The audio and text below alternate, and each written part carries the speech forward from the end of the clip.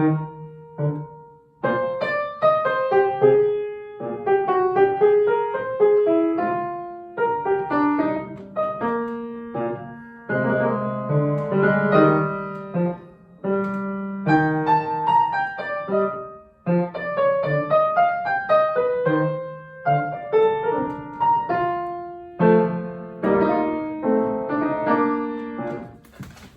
Neil Gittleman here with Piano Bench Chat number 39. I'm happy as always to be the artistic director and conductor of your Dayton Philharmonic Orchestra and share a little bit of my iffy piano playing and some thoughts about music once a week.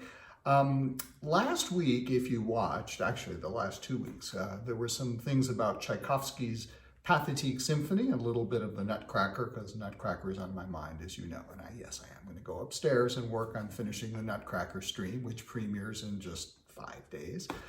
So last week I talked about the Pathetique Symphony and about the stereophonic arrangement of Tchaikovsky's orchestra and how that figured into the way the beginning of the Pathetique Symphony's finale works. And if you have no idea what I'm talking about, go back and watch number 38, because it is kind of interesting. So this morning, I was back to my routine, a little bit of Bach, a little more Bach, and then a little Haydn piano music. And then I pulled out my continuation of going through the Haydn symphonies, one movement at a time, slogging through them with the piano. And I played that, which is the very beginning of Haydn's Symphony number 11. Now, when you heard it played on the piano, well, first of all, it was, it's me playing the piano, but it probably didn't make all that much of an impression on you. But it struck me as I played it, this music actually proves that Haydn arranged his orchestra just like Tchaikovsky, with the violins to the left of the stage as you look at this, first violins to the left of the stage as you look at it, and the second violins on the right. And the reason is that melody that you hear at the beginning,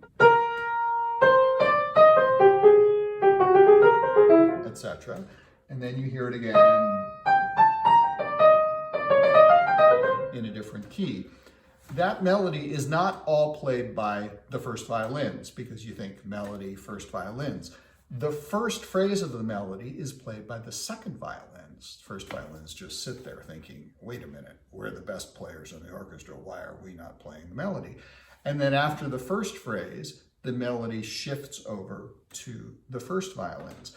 Now, if Haydn had arranged his orchestra in the contemporary American way, with the first violins there and the second violins next to them, it really wouldn't make that, okay, nice, he lets the second violin start and then the first violins take over. But clearly what Haydn was after was, you hear these people play the music and then those people answer from either side of the stage or the ballroom or wherever Haydn would have had that music played. So just as I did last week with the Pathetique Symphony, I rigged up a very crude sounding, but better than my piano, version of it on my computer with synthesized sounds. And in this version, you will hear it as you would in the traditional American setup with the violins next to each other. And you'll hear a slight difference in the location between the first phrase of the melody and the second, but not that much difference.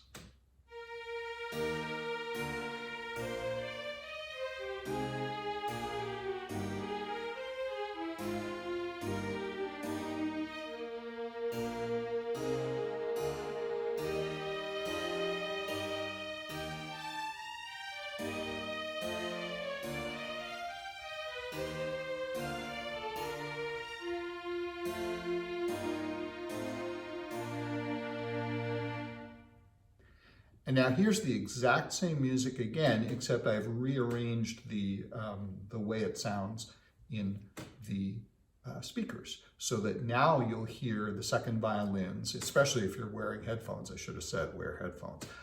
You will hear the second violins coming very clearly out of your right ear, and the first violins answer coming very clearly out of your left ear.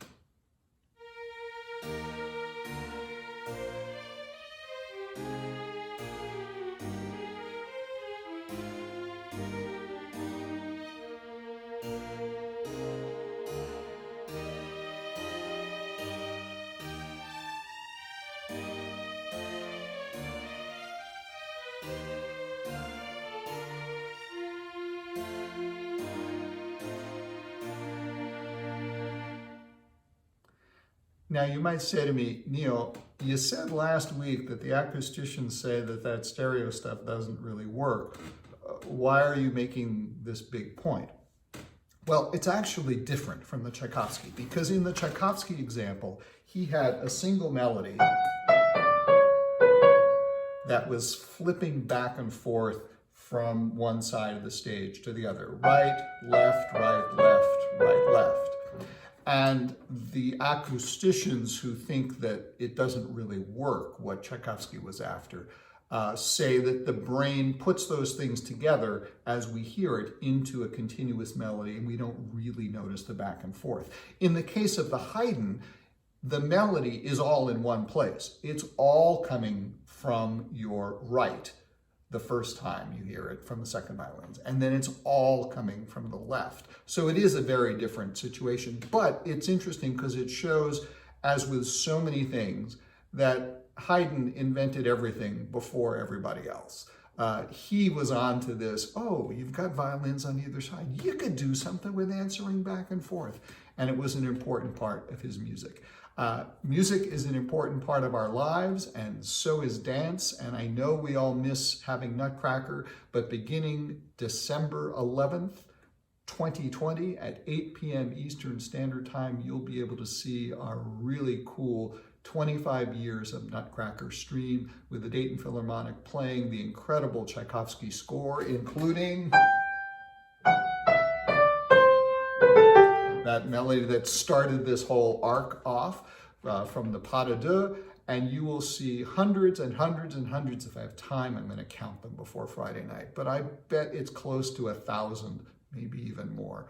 Pictures taken from Dayton Ballet productions of Nutcracker from the last 25 years. It's going to be really cool. I hope you watch it along with all the other Dayton Performing Arts Alliance holiday streams and the autumn streams that are still available. And, you know, fingers crossed, beginning New Year's Eve, and then in January, we hope to be back in the theater playing again, safely distanced, of course, but providing you more and more great music and great dance for you to see.